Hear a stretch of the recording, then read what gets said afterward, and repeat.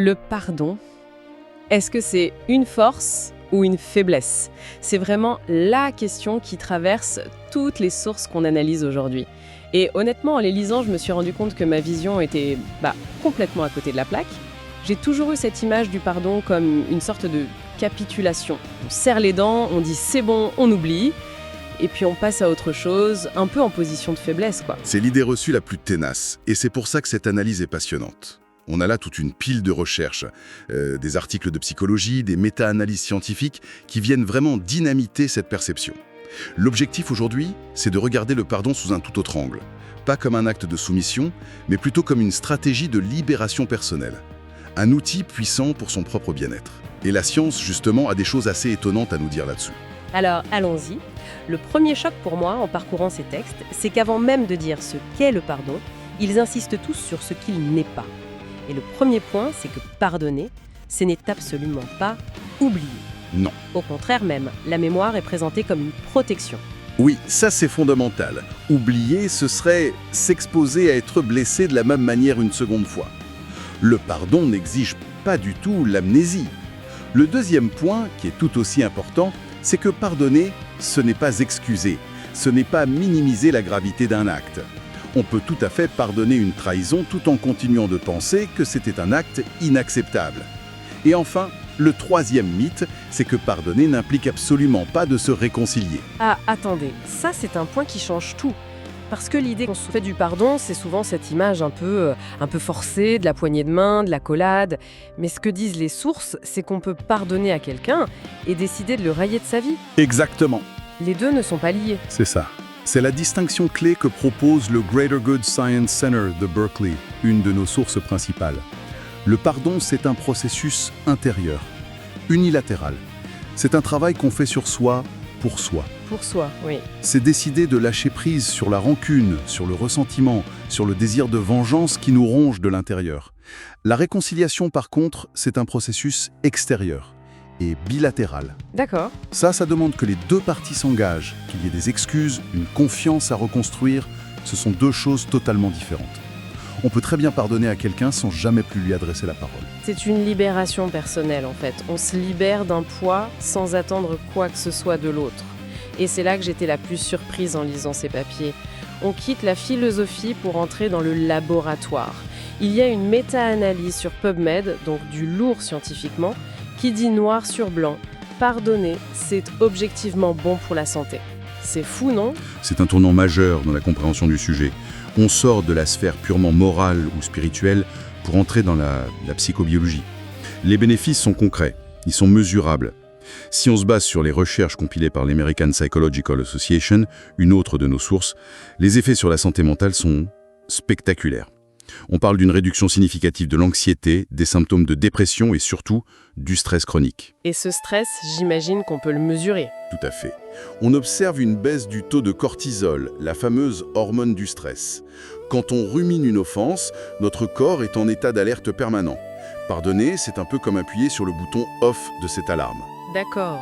Et le résultat direct, c'est que les études montrent aussi une amélioration très nette de la qualité du sommeil. Moins de pensées qui tournent en boucle la nuit, ça aide forcément. Pour la santé mentale, je vois bien le lien. Moins de stress, c'est logique. Mais pour le physique, j'avoue que ça me semble un peu tiré par les cheveux.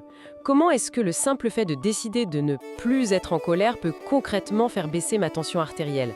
Ça a l'air presque magique, quoi. Ce n'est pas magique, c'est une réaction en chaîne. Le stress chronique, c'est un poison lent pour le corps. Il maintient une tension artérielle élevée, il affaiblit le système immunitaire, il augmente l'inflammation. En réduisant ce stress chronique par le pardon, on observe des effets directs, cumulables. Une meilleure santé cardiovasculaire, un système immunitaire plus robuste. Et plus globalement, les personnes qui pardonnent plus facilement rapportent un plus grand bien-être subjectif. Du coup, ça les pousse à adopter des comportements plus sains. Ah oui, d'accord. Meilleure alimentation, plus d'activité physique. C'est un véritable cercle vertueux. D'accord, donc la clé, c'est le stress chronique. Et si je comprends bien, le grand méchant de l'histoire, c'est ce que les sources appellent le cycle de la rumination négative. C'est cette manie qu'on a de rejouer la scène de l'offense en boucle dans sa tête encore et encore. C'est le mécanisme central. La rumination est décrite dans un des articles comme un circuit de douleur auto-infligée. À chaque fois qu'on rejoue la scène, on réactive la douleur, la colère, l'humiliation. En fait, on se blesse soi-même à nouveau. Pardonner, c'est la décision consciente de casser ce circuit. On ne supprime pas le souvenir, attention, mais on arrête de lui donner de l'énergie. C'est un acte de régulation émotionnelle.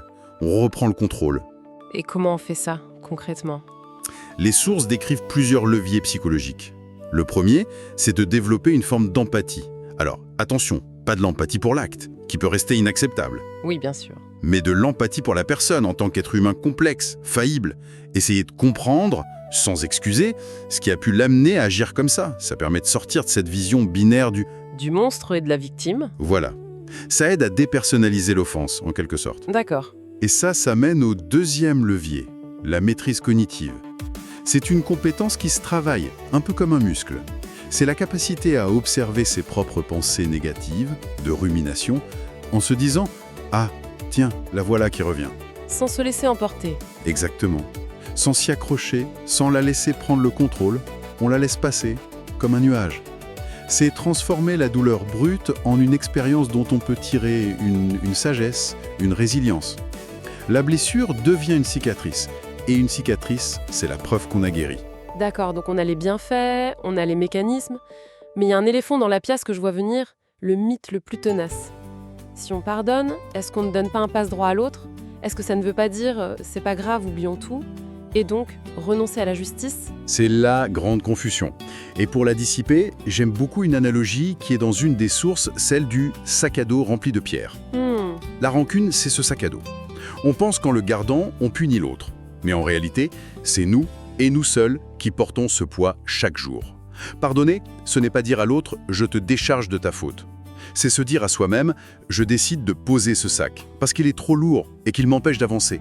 C'est un cadeau qu'on se fait à soi. J'adore cette image. Elle montre bien que c'est un acte qui est tourné vers soi. Donc, justice et pardon peuvent aller de pair. Parfaitement. Les sources sont très claires là-dessus. Le pardon est un processus interne, la justice est une action externe. D'accord. On peut tout à fait pardonner à un ex-conjoint pour la souffrance infligée. Ça, c'est le processus interne. Tout en engageant une procédure de divorce pour protéger ses intérêts. Ça, c'est l'action externe. On peut pardonner à un voleur tout en portant plainte. L'un n'annule pas l'autre. C'est très clair. Le pardon, c'est reprendre le pouvoir sur sa paix intérieure, tandis que la justice, c'est s'assurer que des limites sont respectées dans le monde extérieur. Mais est-ce qu'on peut tout pardonner? Est-ce qu'on doit tout pardonner? Face à des traumatismes vraiment graves, des abus, des violences, cette idée de pardon peut sembler insupportable. Absolument pas. Et ça, c'est le point crucial que toutes les sources soulignent avec force. Le pardon n'est jamais une obligation. Jamais. L'injonction au pardon, cette pression sociale ou familiale à tourner la page, peut être extrêmement violente et culpabilisante pour une victime. C'est une forme de retraumatisation. Dans certains cas, la colère, la rancune sont des émotions saines. Et protectrice. Elles servent de bouclier, elles signalent qu'une limite a été franchie et que la distance est vitale. Le pardon doit être un choix radicalement libre qui vient au rythme de la personne. Si et quand elles se sont prêtes, et parfois ce n'est jamais, et c'est tout à fait légitime. C'est un avertissement essentiel.